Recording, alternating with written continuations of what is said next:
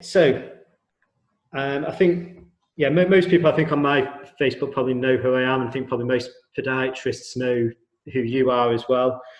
But I think we've got a lot of non-podiatrists and runners as well watching. So yeah, I think if you can introduce yourself to everybody else, then that should be. Yeah, I'm Colin. I'm podiatrist based out of Sheffield, Hope Valley in Chesterfield. The main running clinic that we do is in the Accelerate Running Store, which is an independent running store in Sheffield, which gives me sort of main access to, so most of the runners, all the access to a lot of the footwear. And we've been working there about 10, 11 years now. It's a great place to work as a podiatrist. I've got loads of shoes to play with. We've got lots of sample ones to give a go with.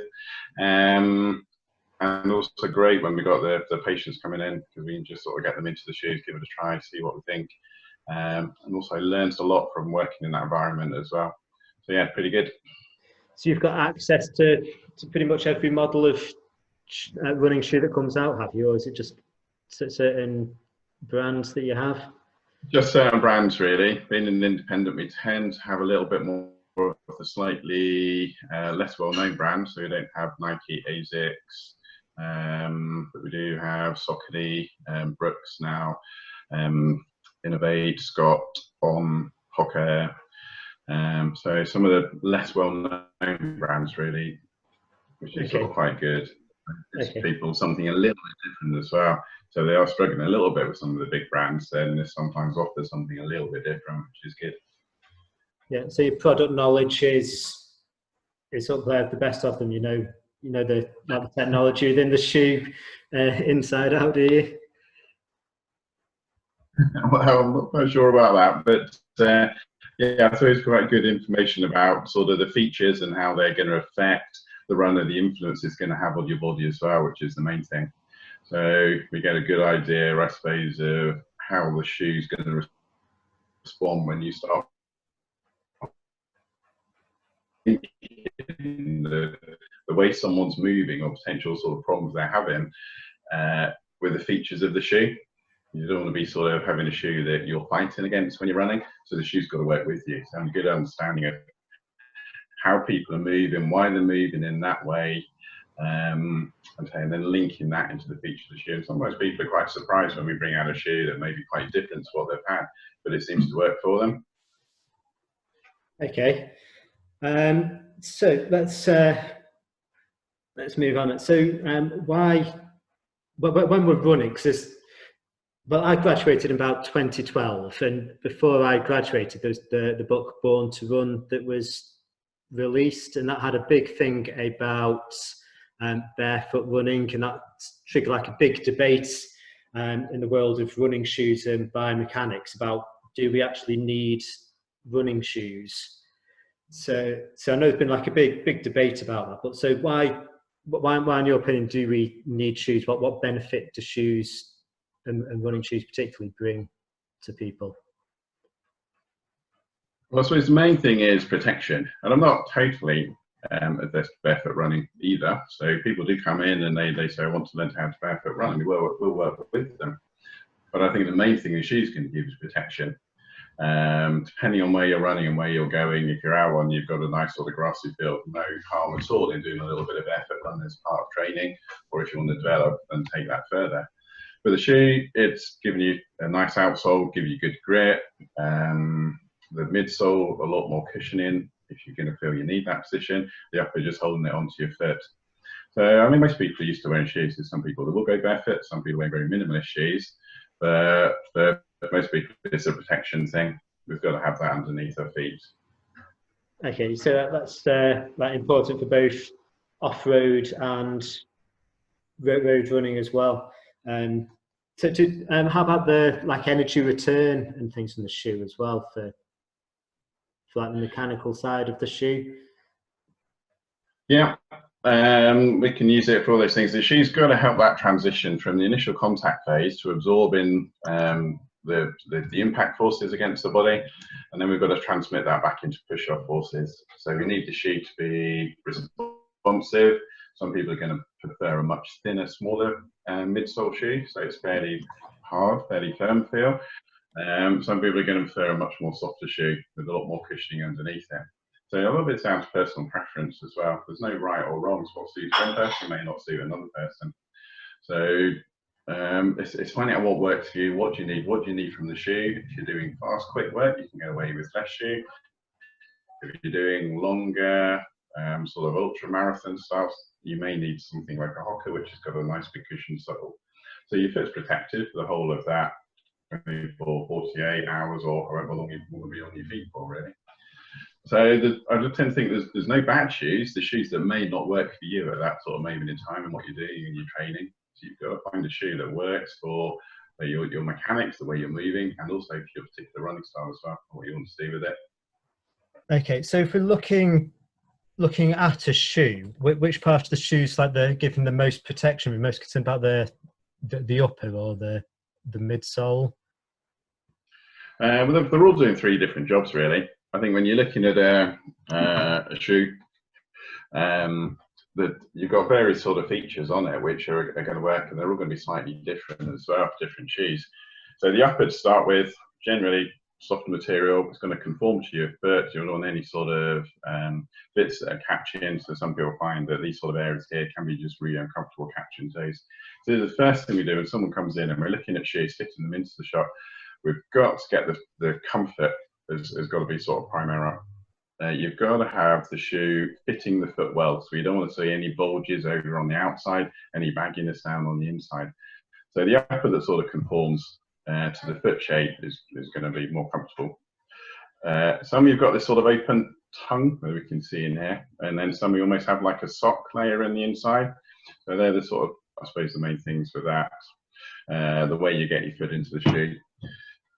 If you're looking then again at a more sort of fell shoe, so this is a much firmer, much stiffer type of insole. There's much less upper material, so there's a lot less give in that. It's not going to be anywhere near as flexible because you don't want your foot moving around quite as much. And then there's some which are my big selection of shoes down here. Some very squishy and a lot of movement. So on something like this, which is the Ultra shoe, which is a foot-shaped shoe. You've almost got very little contact onto the forefoot as well. So there's a lot of space in there, very soft materials and very comfortable, and almost sort of feel if there's nothing on your foot really. So from an upper point of view, just whatever you need. If you need the road shoe, a little bit more flexible. If you need an off-road shoe, a fell shoe, something that's a little bit stiffer and a little bit firmer. From that, and then the midsole area, so you've got something, this area through here. So that's where your cushioning is going to come from. That's where all the features are. We're supposed to talk about these in a little bit more detail. Yeah. In a minute, you can get something along this sort of line. So again, fell shoes, much thinner, and even down to what we just mentioned about sort of minimalist shoes that came from sort of that barefoot running. When New Balance, this was the first sort of New Balance minimalist shoe that came out, which is sort of very, very thin sole and it's zero drop, about 4 mil drop on there. So there's not a lot going on at all.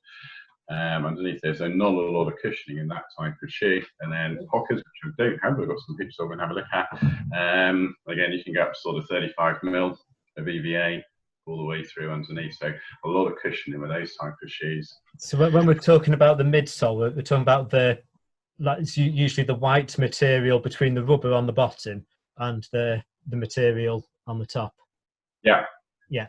This is the bit, and this is, I suppose, the important part of the shoe with regards to performance. This is the bit that's going to be doing all the work for you, where all the features are generally held. So that's where the shoe companies will, I suppose, put the technology into that area of the shoe. There's a little bit through on the outsole, but mainly it's that midsole that's doing all the work. That's the important part.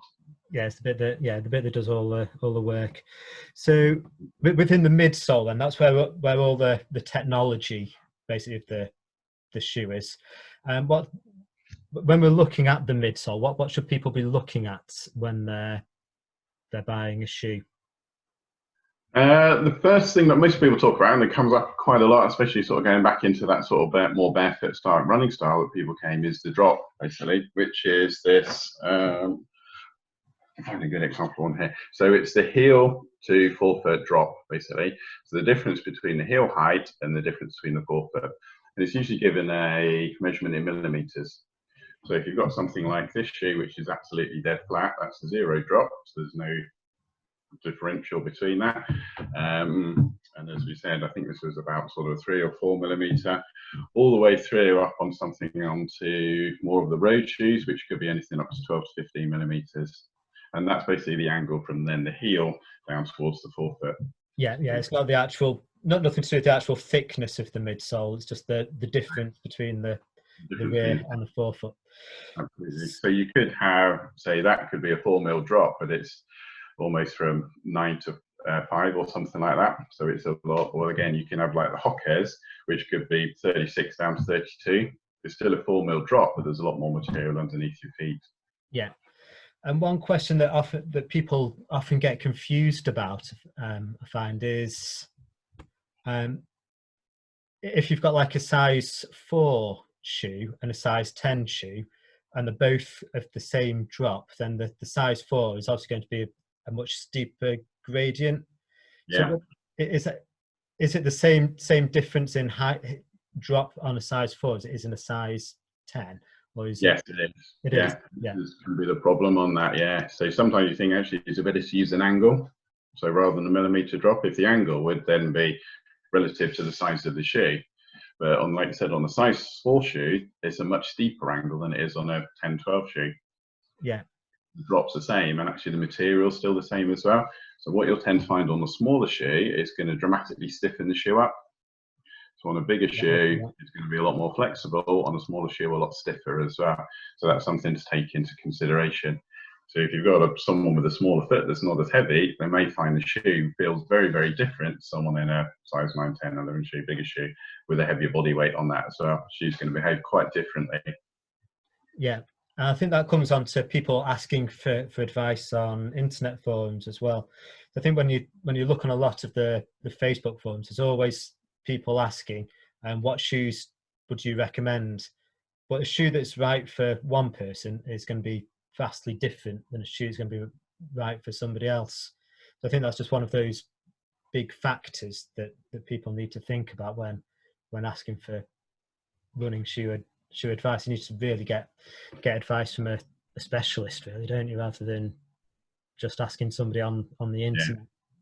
Yeah, it is, and that's. I think there's a lot of these sort of features, and if we look through some of the other shoes and find the midsole features on there, they can have quite a dramatic effect, and it will be slightly different in the way that that's going to affect one person and another.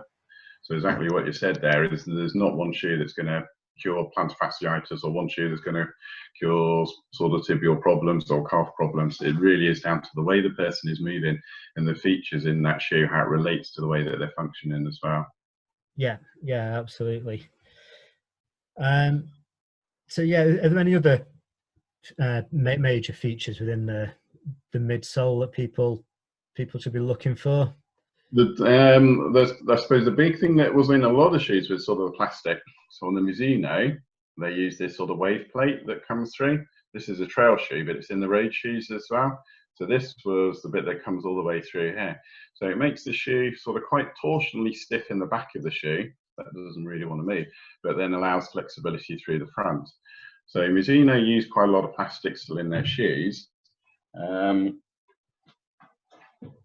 There's one here. So this is a very battered, I'll show my daughter's here, but it's got a lot of plastic through underneath here. So again, it creates a lot of stability through this middle part of the shoe. So any area here where you've got the shoe that sort of cuts away, you see it sort of goes quite narrow, but then they've reinforced it with plastic, which is sort of quite important if you still want to keep stability through the shoe. So these sort of areas that are then reinforced, again, will dramatically affect how the shoe's going to function. There's another one. So here we go. So this is sort of a similar sort of shoe, again, it's sort of a cheaper sort of basic sort of training shoe, but it's only got the plastic down on the outside. So some will have it down the inside, but that's going to make that shoe almost very unstable down that medial side, down the inside of the shoe, and quite stiff on the outside. Okay, yeah. So this sort of shoe can be sort of quite useful. It's only a sort of basic training, but if you've got a foot that's almost going into that supinated position, when you're rolling over on the outside, then this sort of shoe can work really well. So we've got support down the outside, but nothing down the inside. So just the way these bits of plastic can be sort of added into the shoe can again make a big difference how the shoe's going to function. So this one becomes quite unstable on the inside, stable on the outside. So for that foot that goes that way, there are shoes that do that, whereas most people tend to roll on the inside. So we'll then need more of the reinforced plastic down the inside of the shoe, which makes the inside of the shoe a little bit more stiffer and the outside a little bit more movement. So any of these sort of additions, extra support through here as well, that's to take note of those. And also often inside through the midsole areas here, so places, companies like ASICS, Nike will have their air pockets or gel pads all the way through, which we can't see. So that's going to have an effect as well, where they are, whether they're underneath the big toe or down on the outside of the shoe. So if they're on the outside of the shoe, you're going to sink into it a little bit more. So those sort of things will have a big impact. Be more beneficial for people with like a high arched foot, where if they're sinking into the outside of the shoe? Well, generally not. For the high arch foot, you'll tend to be over on the outside of the shoe anyway. So often you want to get over onto the inside of the shoe. And this is sometimes a problem. Shoe companies will sometimes hide these little features in there and you don't know until you're running in it, and you'll just stay then over on the outside of the shoe. Whereas ideally when you're running, you want to try and get over onto your big toe. So you've got to find the shoe that I suppose is designed for the way that you're running, and those features how they're going to work for you. So some shoes will be just, again, going back to that midsole design, almost really wide through the middle. So this is sort of the start, and it's got that sort of rocker sole we can see, whereas actually the thickest part of the shoe is through the middle. So it makes it sort of very easy to roll through, and it's got that little bit of sort of stiffness through the toe, so it comes up. So the idea of this type of shoe is it tends to roll through quite nicely. Whereas you don't want a shoe that's too soft, where you sort of, this type, again, that more minimalist type shoe, where the arch is really designed to move. So if you've got a foot that is really quite unstable through the arch, there's a lot of movement through here, it's going to have to work really hard in that type of shoe. Whereas in this type of shoe here, where we've got a lot of that mid-foot stability with a nice sort of springy rocker through the toe, you'll be able to get through that shoe a little bit easier. So the shoe's going to help you. So yeah, so those sort of features. The other thing on there is, I haven't got any examples here, but looking down the base of the shoe or through the midsole here, a lot of the companies will, again, sort of make the inside thicker than the outside. So the whole shoe, instead of it sitting flat, will be slightly tipped out as well. So to help control that initial roll in, that pronation, the whole of the inside of the shoe is a little bit thicker. So they're sort of other features to look for as well. So looking at this thickness as opposed to that thickness down the shoe. So sometimes those things might not be really obvious again until you're sort of in it. So going back to, say, if you've got that high arch foot with a lot of gel in the outside, so ASICS will tend to do that, Saucony tend to do that as well. So the whole shoe is slightly angled.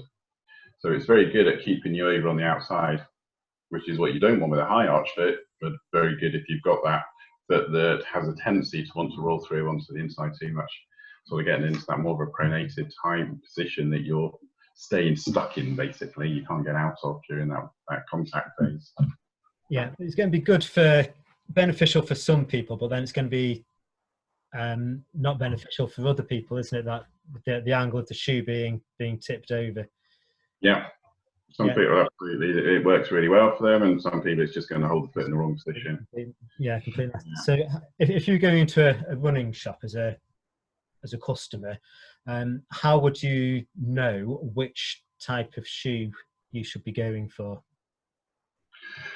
Yeah, good question. It's the I suppose if you're going in as a first-time runner and you haven't run before, or you're going to look at trying something else, then go into a shop that's got some good knowledgeable staff that understands, I suppose, the basics of how you're moving and relating that to the shoe. So good knowledge about different shoes and a good variety of shoes has got to be essential. Really, it's a very difficult thing to do online first time without actually going and trying the shoes. When people come into the clinic and we go through a full assessment with them, I think I've got a really good idea about what type of shoe they need. We go down into the shop and that shoe may just not work for them. It either just doesn't feel right underneath their foot, it's not the right fit, or whatever's going on. And then sometimes it does just take time to go through a shoe to find out what really works for you. How would you know when you've got the right shoe? It should feel right. It's got to be comfortable. It's got to fit your foot well. It should make running easier. So one thing we do when we're in the shop is actually listen to how noisy people are as well. So if they're really making a lot of noise, really crashing down through the treadmill, they look like they're struggling. They know that shoe's not going to be working for them. And that's often the combination of the stiffness in the shoe and that the drop height, the forefoot to rear foot differential on there as well. So if the shoe's too stiff and the heel height is too high, it's going to make for a really uncomfortable, noisy running style. So often what we can do is drop the heel height down, take some stiffness out of the shoe, and often we'll hear we'll go a little bit quieter. But if we go too soft, so it goes too flat, too unstable, it'll often get noisy again. You can see that someone's struggling. Yeah. So there's usually that sort of sweet spot somewhere in the middle. So that combination of the drop height, stiffness of the shoe, that will work for everybody. And then it's a case of finding that for yourself and then finding the brands that have that and the other features in there that's going to work for you. So the two main things we've said so far for finding the right shoe are how it feels with comfort. Yeah. And then say well, listen to the sound of people's feet on the floor and how easily they feel that they're running. Yeah, it's got to be comfortable to run in. You shouldn't feel as if you're fighting against the shoe. It should make running feel, more enjoyable, I suppose, to a certain extent, but it should make running easier. You don't want to be fighting the shoe. So far we're not looking at range of pronation or whether somebody over-pronates. So that's, I think, every podiatrist's thing that makes podiatrists pull the hair out is the word over-pronation. So don't think that that's a major thing to be looking at. It's a difficult one to define. This is the problem. This is where we have problems with the term over-pronation. It's, well, what is normal pronation? What's over-pronation? I tend to look at it as if the foot is staying in that pronated position for too far during that mid-stance phase and the foot's still pronated as you're trying to get into the push-off phase. This is a problem. It means you're not able to use the foot properly, you're not able to extend the hip and the knee properly. So from a gait analysis, looking or what we'd look for is going to be a side view and basically just seeing how someone is easily moving through that stance phase and getting into the push-off phase. So the foot is still pronated at that point, you're going to struggle. And if it's all working well, it's going to be fine. And you'll see the extension happening, you'll see the posture change, and people do look as if they're running easier if the foot's working. And that's the problem with pronation. If you're pronated for too long, the foot can't work properly. It stays in that pronated position, whether it's a flatter arch or whatever's going on, or an internal rotation through the leg, can all contribute to that sort of over-pronated position. Yeah, so when we're talking about over-pronation, we're looking at how long the person is pronating for throughout the gait cycle, rather than the range of motion that the foot is going through. Yeah, it's difficult to see because what you could look and think of looking at someone from the back, the traditional sort of running shop gait analysis, you see that heel rolls in, but they could be recovering from that quite nicely. Yeah. So often it's not the initial contact of that early mid-stance phase, but it's what's the position of the foot as we're going into that push-off phase is much more important. And also where's the rest of the body in relation to that as well. That's the key. So some people will need more help from a shoe. They will need a stiffer shoe. They may need some medial support on the shoe, support down the outside to slow that rate of pronation, to allow the body to come over onto the toe. Whereas some people are not going to want it at all. They're going to really hate having any support through the shoe. It just doesn't feel comfy for them. Feels like a big lump under their foot, doesn't it? I think is how a lot of people just describe them. So we were talking there a bit about the gait analysis and how people run, but I think we're going to be talking about more of that on Monday evening, aren't we? So that's definitely worth people tuning in on Monday evening at 6 o'clock. And I'll be talking about gait analysis and what makes good running form as well, because there's a lot of different issues to debate around that area as well. Okay, so let's talk about the outer sole as well on a shoe, because that's another important factor. It is. Yeah, and often overlooked really as well. It can play a really big role in that. I mean, some shoes, we'll just show you, going back to this one again, where they're really taken a lot out of the all the normal sort of, I suppose, the black sticky bit that people often see, and we're often down to EVA. You see I've worn this quite a lot on the outside here. Yeah, it's had a good life, hasn't it, that? It's an oldness hanging around, but yeah, I thought it'd be a useful one to show you this. So yeah, and just the way these sort of split through the shoe, this is sort of really important as well. So that shoe is always going to bend a lot easier in this direction here.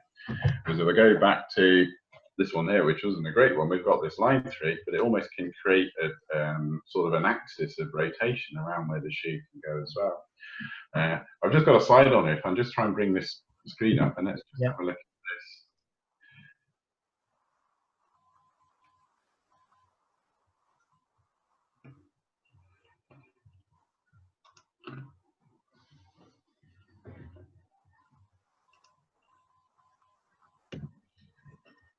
Okay, you see that okay there? Yeah, that's looking fine. So we've got, and this is often what you'll see through the shoe. These are often two Nike ones, but just the position here, we've got two different shoes here, we've got different size. But this line on the shoe on the left-hand side with the mainly the blue sole through here is down on the inside, the medial, so that goes down towards the big toe. Whereas on the shoe on the other side, this line here goes down the outside. So this is going to make the stability through the forefoot feel quite different.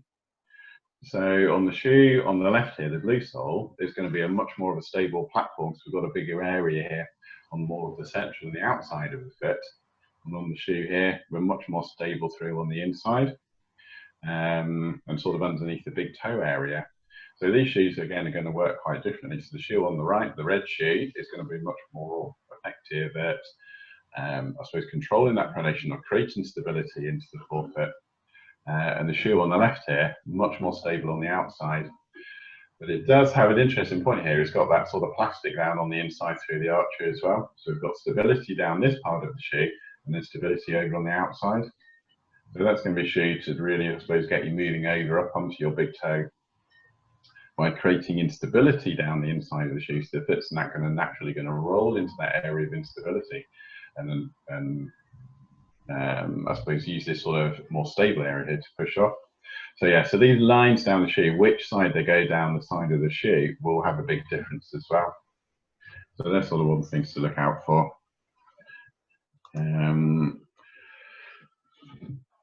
Yeah, but other than that, I suppose it's looking at those lines through. There's not a lot else you can do through the outsole. Just of the quality of the rubber, it's the durability bits, whether it's going to last any longer. When you've got that EVA type base, it's going to go through a lot quicker as opposed to, I suppose, sort of a more of a chunky type, which is more of a trail shoe style. Yeah, I think that's another main thing is looking at the sort of surface that you're going to be running on and selecting the right grip as well for that. Yeah. If you've got like the Innovate Mud Claw, then that's ideal for going up those muddy banks. There we go. Yeah, you've got it. Yeah. Nice and grippy. Yeah, but you're not going to be wanting that too much on a road, are you? Because you're not going to get enough friction on a tarmac for grip. No, it's going to be quite slippy on that. So again, that type of shoe, it's much more stable on the road, much more grippy on that.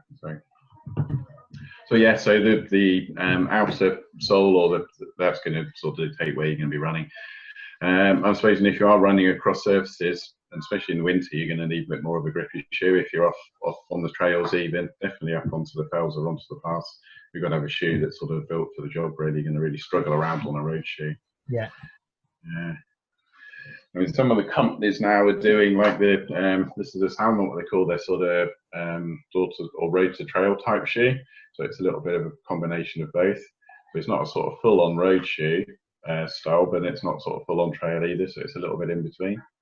So there are some shoes now sort of trying to cross over that ground a little bit. Hybridized then, yeah. Yeah. I think it's a good excuse to just buy small shoes, basically. Exactly. There's nothing wrong with that at all. Especially if you're working at the shop and get the samples as well. That's that's even better. Helps with that. Okay, so let's have a look at the stiffness of the midsole and how that affects people's running. So I think we've got the Hokas, which are really, really thick, aren't they? And then we've got and things like the 5 fingers, which are very minimalist and don't move. So the actual stiffness of the within the midsole. Did you show that hocker? We've got a picture of the hocker. I haven't actually got one here, but let's have a. Let me just bring that up. It's amazing how things have changed over like a 10-year span. We've gone from the minimalist 5 fingers, which were all the rage, and now it's hocker with the big thick sole. It's almost like the complete opposite end of the spectrum, really, for running shoes. Yeah, and this is this is the Clifton you see on there. So it is I suppose a hocker minimalist shoe. So it's not a huge amount of sole on there. And we can sort of look through. So it's the width of the shoe as well. So they are. I mean, some people call them almost minimalist because they're only on a full mil drop. So there's not a big difference between that heel and forefoot, but it's just the volume of material underneath your feet. And it's got that rocker sole through, so it's sort of quite curved through the bottom, through the base of the shoe. So these type of shoes, we often call them Marmite shoes. People put them on and run them, and they're either actually really like it, or it just feels really unstable, wallowy, having that amount of material underneath your feet. So they're definitely worth a go if you're, I suppose, struggling with a little bit of uncomfortableness through your feet, so you don't like the feel of the ground underneath there, you feel you want that plushness in the shoe. Definitely worth having a look at. And so the other thing as well is just the stiffness of the volume of material underneath your foot. So the hocker does get that through material. Basically, that's where that comes from. So it's a really wide base on it, which is going to just create that stiffness through. Yeah, I think one of my main concerns when I first saw hockers was for lateral ankle sprains, because that's a lot of material for a good lever under the foot to get a lateral ankle sprains. But I've not seen them in clinic, so I don't know whether that's just me not seeing them or whether you've had similar experiences. Or absolutely, I think if it's the sort of shoe that you feel comfortable in and you're happy having that material underneath your foot, then it's not going to be an issue. They do have that sort of perception of being a little bit laterally unstable again, but because they're so wide, you've got that really wide base underneath your foot, it's actually really stable. You know, a lot of the ultra runners, and some of them are running very quick in hockers, coming down, you know, a lot in the Alps, that type of movement where you're getting a really long sort of rocky descents. It's not really a shoe, but it's got to be a shoe that you're comfortable with, really. And if it works for you, and then because it's so wide, it's got that really stable, it's a really stable base underneath that. It's not a problem. Yeah, it's just like a big air cushion underneath your feet, isn't it, for doing those rocky descents? It doesn't feel squishy. A lot of people do feel it's going to feel quite squishy as well, because that material is, as you hit it, it's loading, and the force is dissipated through that material quite quickly. Again, say some people just don't like the feel of it, and some people absolutely love them. And it's a case of give it a try, see how it feels. Yeah, absolutely. Yeah, give them a go and see. Yeah. As long as you can try them on as much as you can inside the shop, then that's the main thing, really. So test them as much as you can before. Well, a lot of the company we do through Accelerate, but often we'll have sort of test days or test evenings where the brands will bring along a whole batch of a new type of shoe. And that's a really good way. So sort of having a look at your independent shoe shops, doing test days, brilliant way to give it a try, give it a go. So a lot of the brands will do that. They'll often have a test stock. We do it quite regularly if we're doing events over at Accelerate. Or sometimes get 2 or 3 of the brands down as well, and then you can get on and try different pairs of shoes, which is a really good thing to do. Yeah, absolutely. So I think the hockers had the carbon fibre plating as well. Yeah, they do the hocker carbon, which is that sort of one plate. They've been doing that for quite a few years, which again adds that sort of torsional stiffness and getting some rebound back through the shoe as well. So you load it through that contact initial mid-start phase and then release that energy back off into the push phase as the carbon sort of tries to return back. Yeah, so just because I know we've got like lots of non-technical people possibly watching as well. So when we get the initial contact, the material compresses and then the body travels over the top, and then as we start leaving the ground, the material decompresses and propulsion. Yeah, Yeah, getting that energy. So storing that energy in that contact initial loading phase, and then getting that energy back out the shoe into push phase. Yeah. Yeah, that's basically what you want a shoe to do. So if it's too soft, too wallowy, haven't got the stiffness in the right place for the way that you're moving, you're going to find the shoe a little bit wallowy, and it's not as difficult to generate that power. Yeah. So less in the shoe, then the firmer it feels, it should be easier then to generate that push off, to generate that power into the phase. But then your body's got to work a little bit harder. So going back to thickness of the midsole, that stiffness through, the stiffer, I suppose the higher the heel, the stiffer the shoe, the more features in the shoe that are controlling that pronation, and the firmer that's going to feel, which should give you something to push against. The problem is you've got to load your body and load that shoe at the initial contact phase. So if it's too stiff, too supportive for you, you're not able to do that. So almost you've got to have that initial compression when you hit the floor, but you've got to allow that energy to return back into the push phase. That's the important thing, and that balance between the two. Yeah, so looking at that, then we've also got to weigh up people's body weight as well, for how much impact force they're going to be producing when they land on that shoe as well. There's an element of that, but a lot of that's come down to technique. So you can have very heavy people who are running very light, and you can have very light, slim, looks like they're virtually nothing there. People are very, very heavy on shoes. Yeah. So it's well, not to get sucked into. You just think, right, I'm a big person here. I need a lot of shoe underneath me. Not necessarily. It's technique, which we can go through a little bit more detail on Monday. Yeah. Yeah. Those impact forces are all technique, but yeah, shoes. So if you've got poor technique and you're overweight and you're not running particularly well, they're going to need a bit more shoe to give you that help. But there's ways of doing it without doing that as well. Absolutely. But I think there's been a lot of controversy, hasn't there, in recent months with carbon plates in shoes and different materials and springiness of the material in the shoe, especially with was it the Nike Zoom with their 4% claiming the sub 2 hour marathon. They've caused a lot of controversy there with the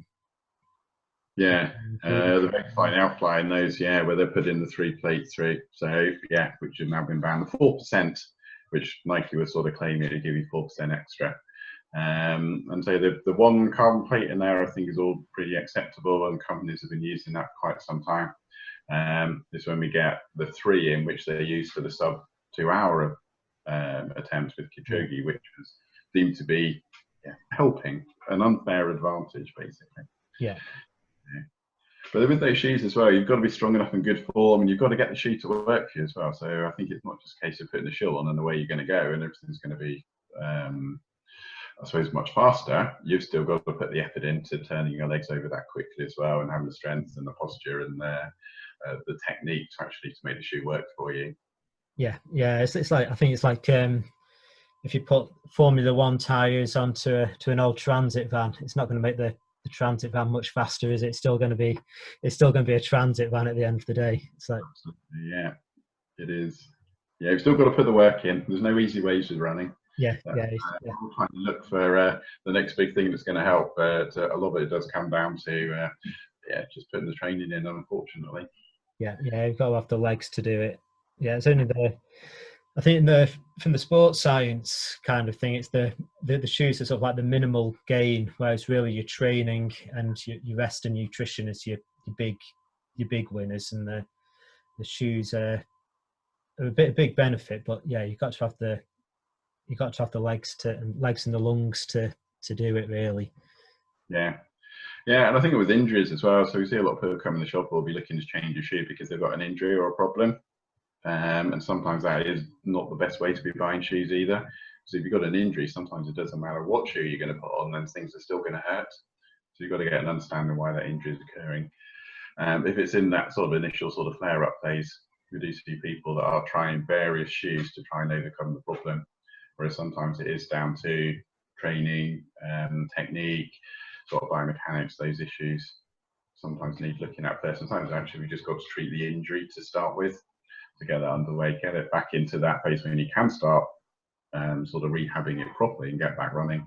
And then that's probably the best time to buy a shoe. Yeah, but just going around all these different shoes trying to overcome the problem isn't a great way to be buying shoes either. Yeah, it's going to be an expensive way to try and resolve an injury. Yeah.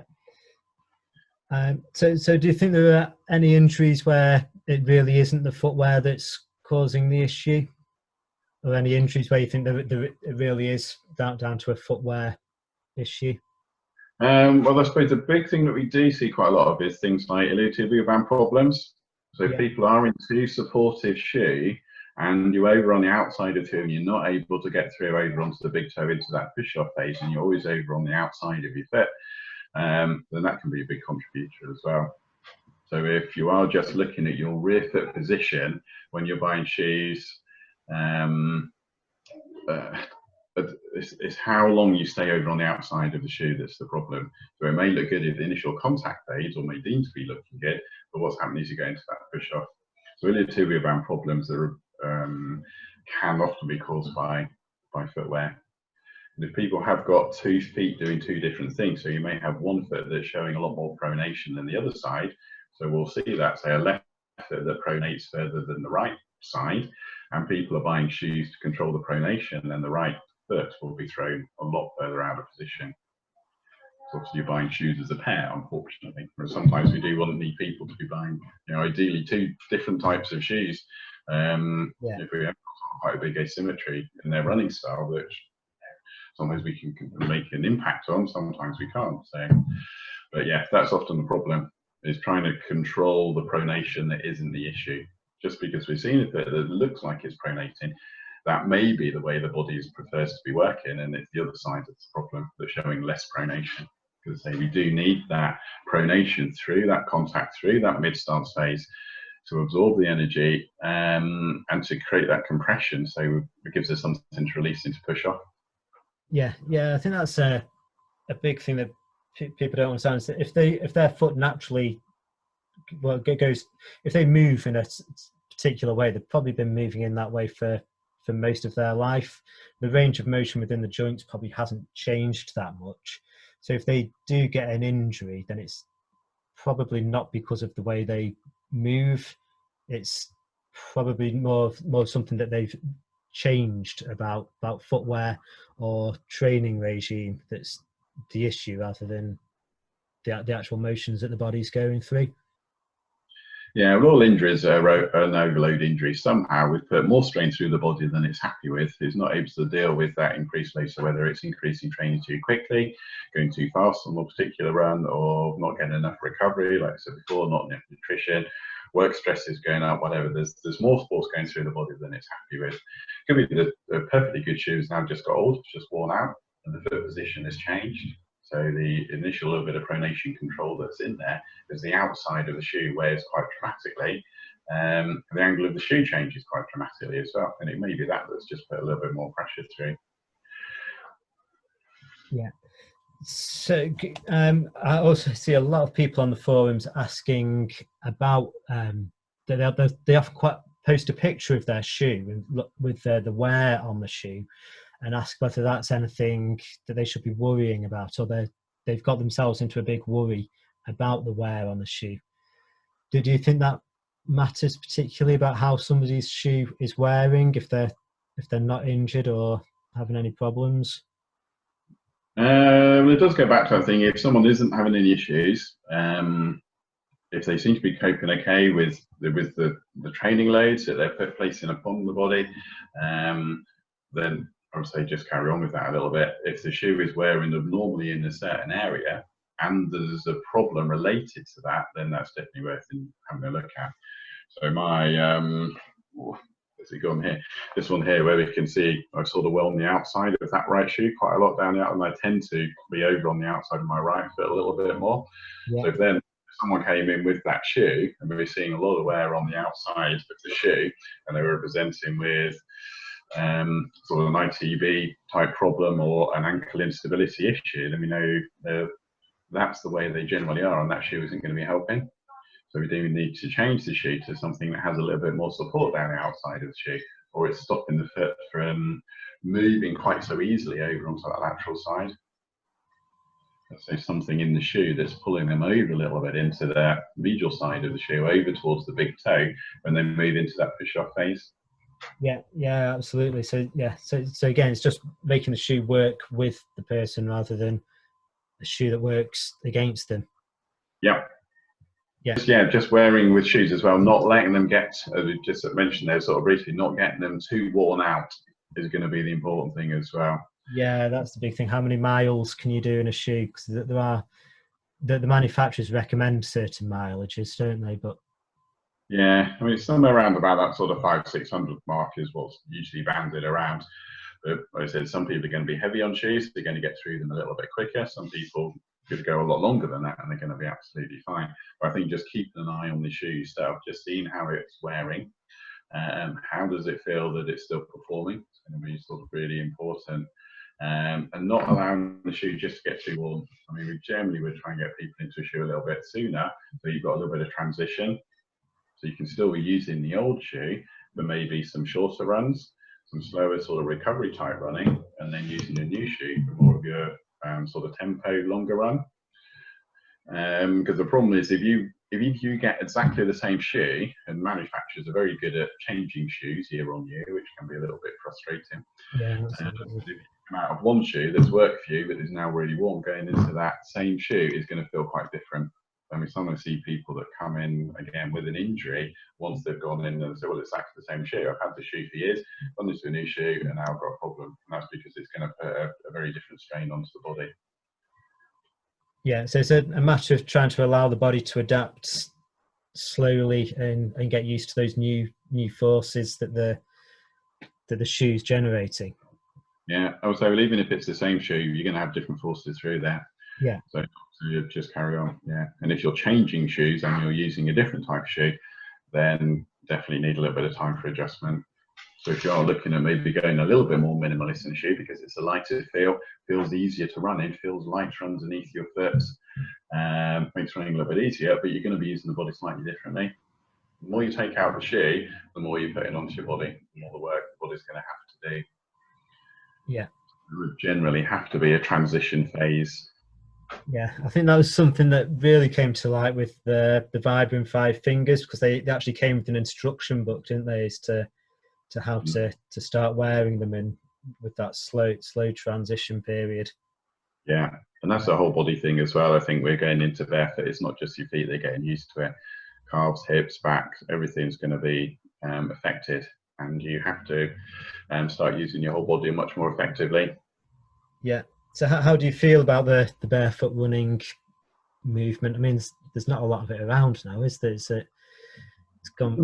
There's a lot less shoes. It has gone, but I think it gave us at the time, and especially when New Balance sort of brought out this type of shoe. I know it was in the shop and these came out, and we were just like, wow, this is just an amazing shoe. But we almost need to now teach people how to use it, how to run in it.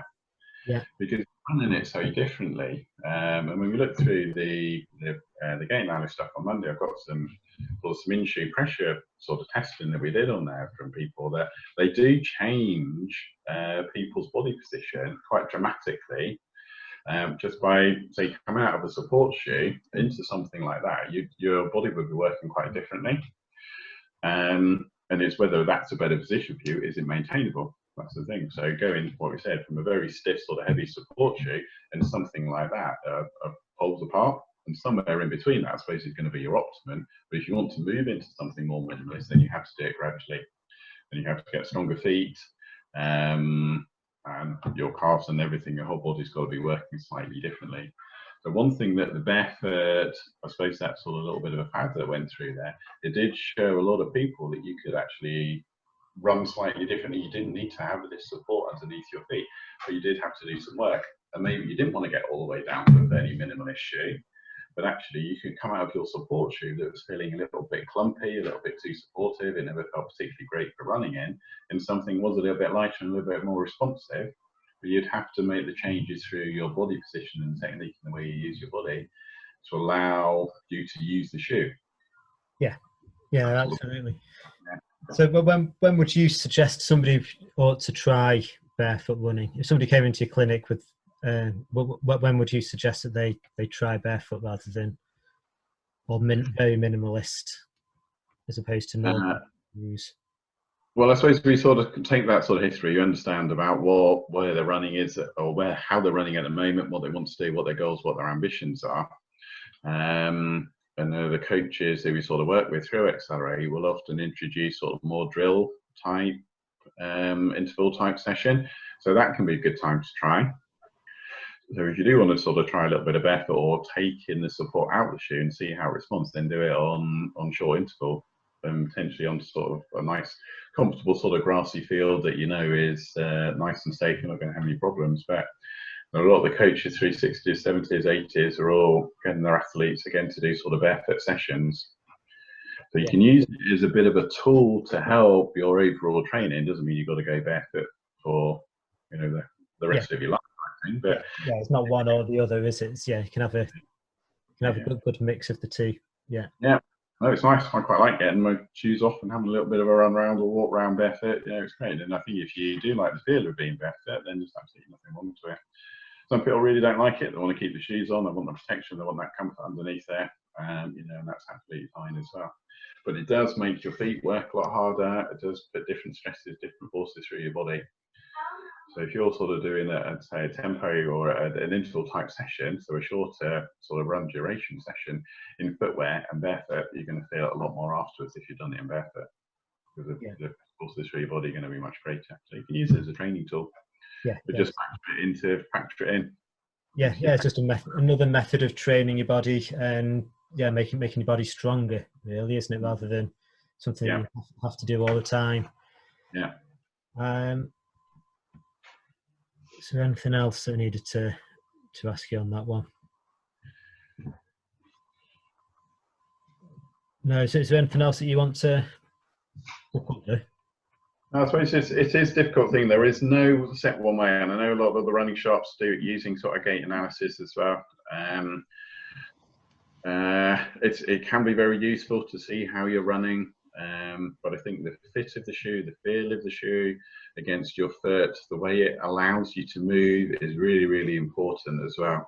So the comfort is a really big factor. And if you feel that a shoe that may look better on video analysis because someone's looking at your body position or your rear foot, the way that it's moving, but it doesn't feel quite right, then I think we'd go with how it feels. It's got to be a lot more important than say what a camera or what an ideal position is, because that ideal position may not be good for you. I think that's what it really boils down to, isn't it? Is feel and understand that each individual person's different and that there isn't a ideal movement pattern. Well, there is an ideal movement pattern, but it's specific to that individual and it doesn't necessarily fit the next individual. No, absolutely. And the way the shoe feels on your foot, the way it works is going to be different for everybody as well. It is really down to sort of personal choice. But I think people have been running for a while. We often find that people just gravitate into the type of shoe that works for them. That happens so often in clinic, where people have tried sort of support shoes, or they've tried sort of minimalist shoes, and sometimes people just find that natural middle ground that works for them. It's just what they get used to, isn't it, and adapt to.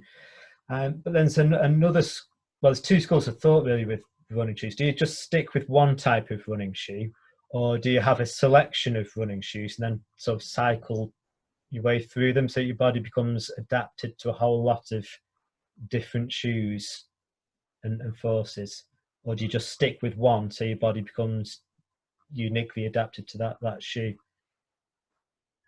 I think as long as it's similar type of shoe, you can get away with it. So you could go for a slightly stiffer, more supportive shoe when you're wanting to do your longer runs that are a little bit slower, and then have a light, a little bit more responsive shoe for when you're doing your faster speed work. Works really, really well. So just having one shoe that tries to do everything can be a little bit difficult. You're going to be slightly common. But if you can only go for one pair of shoes and it's the one, then it's got to be the shoe that you're going to get the most out of. Absolutely. And I think that's because most people are probably going to have just one or two pairs of shoes. I think as people get more into their running, then they're probably going to have a bigger selection of shoes, especially if they're going to be racing as well. Then yeah, the more seriously people take the running with races, then and the more chance that they are going to have of having like race specific shoes, which probably are lighter than the training shoes as such. Yeah. Yeah, it tends to be a little bit lighter, a little bit flatter, a little bit more responsive again, which again, for that sort of duration of the race, hopefully you can get through. So if you're going using that for your 5 or your 10K race, if you're going up half marathon, you may think, oh, do I need to do that? Minimalist feel of shoe, 20 miles into a race, or do you want to go back into your nice comfy shoes, which may feel a little bit clumpy at the beginning, but are actually much more supportive. Yeah, absolutely. Yeah. So you work at Accelerate Performance Centre in Sheffield, and you're also in the Hope Valley as well. Have you got a clinic there? In the Hope Valley, yeah, in Hathersage, we've got a clinic there. Yeah. Okay, so yeah, so if people want to get in touch with you, then what's the best way for them to find you? Yeah, so I suppose, yeah, if people want to come down to Accelerate, where we've got the range of shoes, and we can either go through the assessment with the shop staff in there, really knowledgeable, or we can book in for a little bit more in-depth assessment with myself. Yeah, and the other clinics as well. Obviously, we don't have their shoes in all the clinics, just very spoiled with the Sheffield one. Yeah, sounds a good facility that you've got there. And for the podiatrist, you were running gait analysis and gait retraining courses. Is that still something that you're doing? Yeah, we do some of those through Accelerate. I don't know whether we're going to get anything in for the rest of this year. We'll see what happens, but yeah, maybe later on in the year. Yeah. So we do anything from sort of a 4-hour workshop, which covers a lot of strength and conditioning, what is good, sort of running form, which we'll say we'll go through on Monday a little bit more of that. And the slightly longer ones, we'll try and give everyone sort of their own individual gait analysis in that as well. But yeah, just about how to use your body differently. So all those sort of workshops are generally drills-based workshops, which give you something to take away as well, so you can incorporate that into your normal training. But through Accelerate as well, we do lots of workshops, lots of shoe test days towards the end of March, which we're going to do towards the end of the year, hopefully this year. There's a big running weekend, which is a whole weekend of trail running activities, lots of brands down the shoes, lots of things to try, lots of talks, film night as well. So that's quite a good weekend. Yeah, and what weekend's that called? It's called the Big Running Weekend. Big Running Weekend. Okay, I'll have to definitely keep an eye out for that. Sounds interesting. Okay, I think we might be breaking up a bit again there. But I think we've been going for about an hour now. So yeah. So unfortunately, we can't take questions from people, but I'm sure they're going to crop up somewhere along the line with questions. So I think for people that are watching, I think if you use the hashtag question, so it's the funny little square thing, then type question into the comments section, then we'll be able to go through those later on and find questions and do our best to answer them for you. Okay, so I think we can wrap it up there if that's all right with yourself. Yeah, that sounds good. Okay. I think we covered a lot of ground there. Hopefully it made a bit of sense to people. Yeah, I just pause that record.